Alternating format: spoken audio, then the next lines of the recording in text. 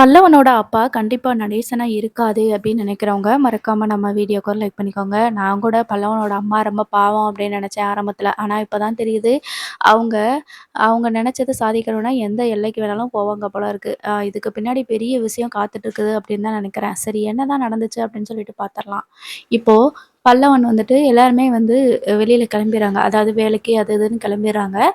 பல்லவனோட அம்மா தான் வந்து எல்லாருக்குமே சமைச்சு ரெடி பண்ணி குடுக்குறாங்க.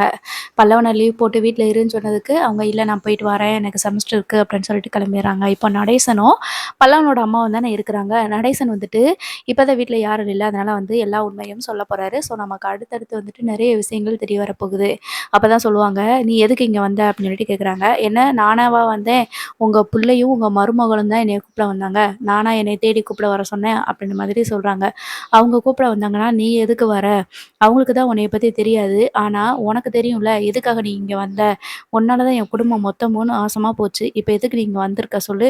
உன்னால தான் என் பொண்டாட்டிய நான் இழந்தேன். தெரியும்ல? அப்படி இருந்தும் வந்திருக்க." அப்படின்ற மாரி சொல்றாங்க. அதுக்கு என்ன பண்றது? எனக்கு எங்க போகணும்னு தெரியாம இருந்துச்சு. இப்போ இங்க வந்துட்டேன் அப்படின்ற மாதிரி சொல்றாங்க. அவங்க கூப்பிடுறதுக்கு வந்தாங்கன்னா, நான் வர முடியாதுன்னு நீ சொல்லியிருக்க வேண்டியது தானே?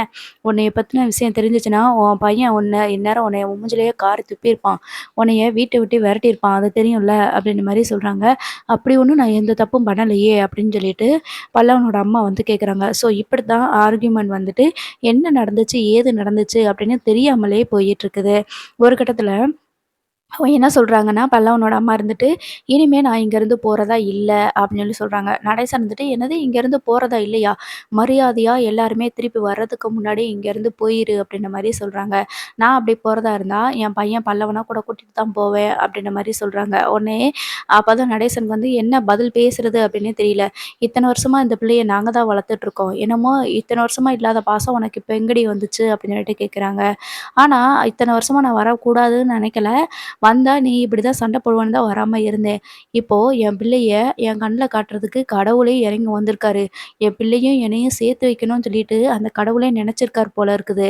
அதனால தான் என் பிள்ளைய கண்ல காட்டியிருக்காரு அப்படின்ற மாரி சொல்றாங்க. இன்னும் நீ இங்க இருந்து என்னலாம் பண்ண போறியோ எனக்கு தெரியல. இந்த பையன எங்க குடும்பத்துல ஒரு ஆளா தான் வளர்த்துக்கிட்டு இருந்தோம். ஒரு நாளாவது உன் பையன்கிட்ட சொல்லியிருப்போமா? இந்த போட்டோவ பார்க்கறதுனால தான் அம்மாவே வேற அப்படின்றது உன் பையனுக்கு தெரிஞ்சுச்சு. இப்போ வரைக்கும் என்னைய தான் உன் பையன் அப்பான்னு நெனச்சுட்டு இருக்கான் அப்படின்னு சொல்லிட்டு, ஃபர்ஸ்ட் டைம் என்ன பண்றாங்க அப்படின்னா, நடேசன் அப்பா கிடையாது அப்படிங்கிறத சொல்றாங்க. இப்போ அதுக்கு என்ன பண்றது? நீங்க சொல்லி வளர்த்துருக்க வேண்டியது தானே! அப்படின்னு சொல்லி சொல்றாங்க. உன்னைய மாதிரி நான் இருக்க முடியாது இல்லையா? நாங்க பாசத்த காட்டி வளர்த்துட்டோம். உன்னால தான் என் ஒய்ஃபு அதாவது என் பொண்டாட்டியும் இறந்து போயிட்டா. உன்னால தான் நானும் ஜெயில்ல இருந்துட்டு வந்திருக்கேன். அது தெரியும்ல? அப்படின்ற மாதிரி சொல்றாங்க. அந்த நேரத்தில நான் எதுவுமே பண்ணல. என் மேல எந்த தப்புமே கிடையாது. ஆனா, அக்கா தெரியாம அ எ என்னோட என்னைய காப்பாத்துறேன்னு அக்கா வந்து விழுந்துட்டாங்க. மத்தபடி எனக்கு எந்த பிரச்சனையும் எனக்கும் இதுக்கும் எந்த சம்மந்தமும் கிடையாது.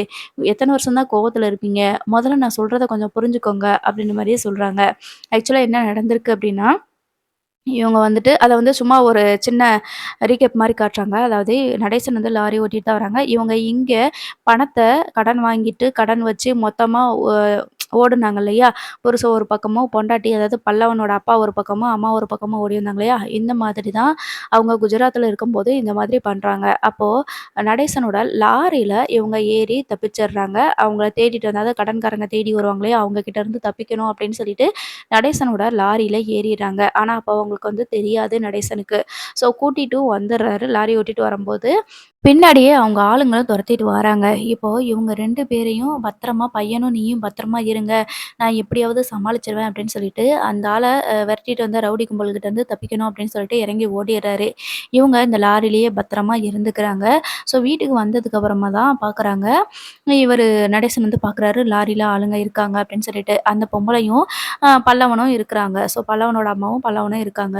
இப்போ இவங்களுக்கு 2 பேருக்கும் கை குழந்தையா இருக்கிறாங்க பல்லவன். ஸோ இவங்களுக்கு அடைக்கலம் குடுக்கறது தான் இந்த நடேசனும், நடேசனோட ஒய்ஃபும். ஸோ, நடேசனோட பிள்ளைங்க 3 பேரு. அதாவது சேரன், சோழன், பாண்டியன் 3 பேரும் சின்ன சின்ன பசங்களா இருக்கிறாங்க. நடேசனோட ஒய்ஃப் இருக்கிறாங்க. "யார் இவங்க? இவங்கள எதுக்கு கூட்டிட்டு வந்திருக்க?" அப்படின்னு சொல்லி கேட்கும்போது, இவங்க என்ன சொல்றாங்க அப்படின்னா, "இல்ல எனக்கு கொஞ்ச நாளைக்கு அடைக்கலம் குடுங்க. இந்த மாதிரி எங்கள ரவுடி ஆளுங்க வந்து தொரத்திட்டு வராங்க. என் பையனும் நானும் கொஞ்ச நாளைக்கு இருந்துக்கிறோம். அதுக்கு என் வீட்டுக்காரர் வந்து என்னைய கூட்டிட்டு போயிருவாரு." அப்படின்ற மாதிரி சொல்றாங்க. ஸோ, இப்படித்தான் வந்து ஆரம்பிக்குது. அப்ப நடேசனோட ஒய்ஃப் இருந்துட்டு, "பாவம்யா, பார்க்கறதுக்கு பாவமா இருக்குது. நம்ம வீட்லயே கொஞ்ச நாளைக்கு இருக்கட்டும். அதுக்கப்புறம் அந்த அ வ அவங்களோட ஒய்ஃப் அதாவது ஹஸ்பண்ட் வந்து கூப்பிட வந்தாங்க, வீட்டுக்காரரையும் கூப்பிட வந்தாங்கன்னா போகட்டும். அதுவரைக்கும் இருக்கட்டும்யா. அந்த சின்ன குழந்தைய வச்சுட்டு இவங்க எங்க போவாங்க?" அப்படின்ற மாதிரி சொல்ல, நடேசனோட ஒய்ஃப் சொல்றதுனால சரின்னு ஒத்துக்கிறாங்க. அதுக்கப்புறமா இவங்க இங்க இருக்கிறத தெரிஞ்சுட்டு வந்து என்ன பண்றாங்கன்னா, மறுபடியும் ரவுடி கும்பல் வந்துட்டு தொரத்திட்டு வராங்க. இவங்க இங்க இருக்கிறதுக்கு இடத்த கண்டுபிடிச்சு, இவங்க கிட்ட வந்துட்டு இவங்கள வந்து அடிக்கிறதுக்கு அப்படின்னு சொல்லிட்டு வராங்க. ஸோ அந்த டைம் தான் என்ன ஆகுது அப்படின்னா, அந்த ரவுடி கும்பலுக்கும் வந்துட்டு நடேசனோட ஒய்ஃபுக்கும் சண்டை நடக்கும்போது தான் என்ன ஆகுது அப்படின்னா, எதிர்பாராத விதமா அவங்க வந்து நடேசனோட ஒய்ஃப வந்து குத்திர்றாங்க. ஸோ இதனால தான் வந்து இறந்துர்றாரு. அந்த டைம் வந்து இந்த லேடி என்ன பண்றாங்க அப்படின்னா, இந்த பையன இங்க விட்டுட்டு இவங்க தப்பிக்கணும் இல்லையா? அவங்க ஒய்ஃப் அதாவது நடேசனோட ஒய்ஃப வந்து குத்திட்டாங்க. பட் இவங்க வந்து தப்பிக்கணுன்றதுனால, அந்த பையன அங்கேயே விட்டுட்டு ஒரு ரூம்குள்ள போட்டு பூட்டிட்டு என்ன பண்றாங்கன்னா, இவங்க வந்து ஓடிர்றாங்க. ஸோ இவங்களையும் ஆட்கள் வந்து துரத்திட்டு வராங்க. எஸ்கேப் ஆகுறதுக்காக ஓடிர்றாங்க. இப்போ இந்த இடத்துக்கு நடேசன் வராரு. வந்து பார்க்கும்போது குத்துப்பட்டு இருக்கிறாங்க அவங்களோட ஒய்ஃபு. ஸோ இப்ப பசங்க எல்லாருமே சின்ன பசங்க தானே, குத்துனது இது எல்லாத்தையுமே பார்க்கல. அவங்க வந்து ரூம்குள்ள போட்டு அடைச்சு வச்சதுனால பார்க்கல. ஸோ இப்ப என்ன பண்றாங்க அப்படின்னா, அந்த இடத்துல வந்து மத்த எல்லாருமே வரும்போது, இப்ப என்ன ஆயிருது அப்டின்னா, "நடேசன் தான் குத்திட்டான். உன் பொண்டாட்டிய வந்து இது பண்ணிட்டான்." அப்படின்ற மாதிரி சொல்லிர்றாங்க. ஸோ நடேசனையும் அரெஸ்ட் பண்ணிட்டு போயிர்றாங்க.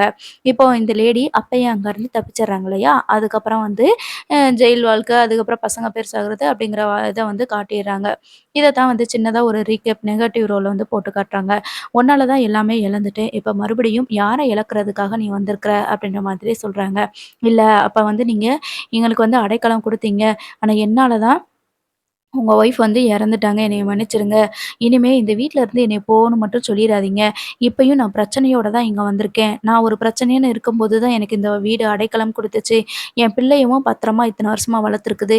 இப்பயும் நான் பிரச்சனையோட தான் இருக்கிறேன். என்னைய இந்த வீட்ட விட்டு மட்டும் போன்னு சொல்லிறாதீங்க." அப்படின்ற மாரி சொல்றாங்க. "நீ இந்த வீட்ல இருக்கிற வரைக்கும் எல்லாருக்குமே ஆபத்து தான், பிரச்சனை தான்." அப்படின்ற மாதிரி நடேசன் வந்து சொல்றாரு. "இந்த விஷயத்த மட்டும் சொன்னேன் அப்படின்னா, உன் பையன் என்ன ஆவான்னு உனக்கே தெரியும்ல. உன்னைய அம்மான்னு கூட கூப்பிட மாட்டான். அத தெரிஞ்சுக்கோ." அப்படின்ற மாதிரி சொல்றாங்க. உடனே பரவால்ல என் பையன்கிட்ட சொல்லுங்க. என்னதான் இருந்தாலும் தாய் பாசத்துல நான் நடந்துக்கிட்ட சூழ்நிலைகள வந்து அவன் புரிஞ்சுக்குவான். என் கூடயே என் பையன நான் கூட்டிட்டு போயிருவேன். அப்போ ஒரு சூழ்நிலை எனக்கு அப்படி ஆயிப்போச்சு. இப்போ வந்து என் பையனும் வளர்ந்துட்டான். அதனால எனக்கு ஆறுதலா என் பையன் இருப்பான். நான் என் பையன கூப்பிட்டுட்டு போயிருவேன் அப்படின்னு சொன்னதுனால தான் நடேசன் வந்து வேற வழியே இல்லாம, சரி இந்த பொம்பளை இங்க இருக்கட்டும் அப்படின்ற மாதிரி சொல்லிர்றாங்க. ஆனா கூடிய சீக்கிரம் இத பத்தின விஷயங்கள் தெரிய வந்து பெரிய பிரச்சனையாகும் அப்படின்னு சொல்லி தான் எதிர்பார்க்குறேன். ஏன்னா, நம்ம லாஸ்ட் வீடியோல சொன்ன மாதிரி, ஒருவேள இந்த லேடி வந்து கண்டிப்பா பணத்த எடுத்துட்டு போறதுக்கான வாய்ப்புகள் இருக்கு. எனக்கு தெரிஞ்சு பல்லவன் மேல பாசம் இருக்கிற மாதிரி தெரியல. அப்படி பாசம் வச்சிருந்தாங்க அப்படின்னா, எப்பயோ வந்து தேடி வந்திருப்பாங்க தானே! ஆனா தேடி வரல. அதனால தான் சொல்றேன், இவங்களுக்கு வந்து பல்லவன் மேல பாசம் இருக்கோ இல்லையோ, கடன வந்து அடைக்கணும் அப்படின்னு நினைப்பாங்க. இதனால தான் இப்ப பாண்டிக்கு ரூ. 3,00,000 வந்து குடுக்கலான்னு சொல்லிட்டு ஏற்பாடு பண்ணி நைட்டு பகலும் வேல பார்த்து லீஸ்க்கு வந்து அந்த கடைய எடுத்து குடுத்துடலான்னு சொல்லிட்டு பணத்த சேர்த்து வச்சிருப்பாங்க. அதத்தான் இந்த பொம்பள, இந்த லேடி வந்து பணத்த எடுத்துட்டு போயிருவாங்க அப்படின்னு சொல்லிட்டு நினைக்கிறேன். இப்படித்தான் பல இடத்துல இவங்க குஜராத்ல இந்த மாரி தான் பண்ணி அங்கருந்து தப்பிச்சு வந்திருப்பாங்க போல. ஸோ இங்கேயும் இந்த பணத்த எடுத்துட்டு இந்த லேடி போகத்தான் போறாங்க. அப்ப கூட அம்மா பாசத்தினால எந்த தப்பு பண்ணாம பல வருஷம் கழிச்சு மகன பார்த்துருக்கோமே அப்படின்னு சொல்லிட்டு இல்லாம, மறுபடியும் அவங்களோட கைவரிசைய காட்டிட்டு அங்கருந்து எஸ்கேப் ஆக போறாங்க. அதுக்கப்புறம் தான் பல்லவனுக்கு தெரியுது, "ஐய்யயோ! இவங்க நம்ம ஃபேமிலி இல்லையோ! நான் இந்த ஃபேமிலில பிறக்கலையா?" அப்படின்னு சொல்லிட்டு எல்லா விஷயமும் தெரிய வரப்போகுது அப்படின்னு நான் நினைக்கிறேன். தொடர்ந்து பார்ப்போம்.